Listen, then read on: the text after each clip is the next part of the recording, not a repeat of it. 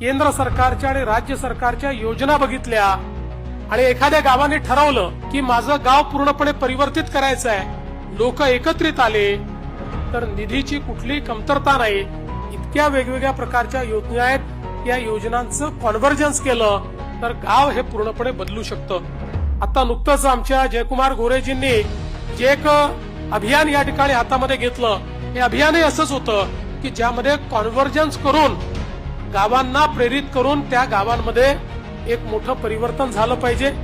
आज मला असं वाटतं की त्यातनं अनेक गावं ही आपल्या पायावर उभी राहिली.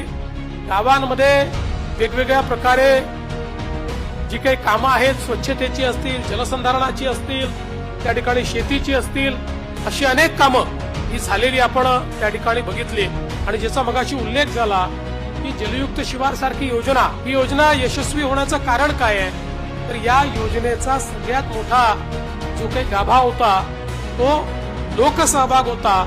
आणि या योजनेमध्ये 700 कोटीपेक्षा जास्त निधी हा लोकसहभागातून प्राप्त झाला आणि लोकांनी पैसाही दिला, लोकांनी श्रमही केले आणि त्यातनं अनेक गावं ही पाणीदार झाली. अनेक गावातला दुष्काळ आपण दूर करू शकलो.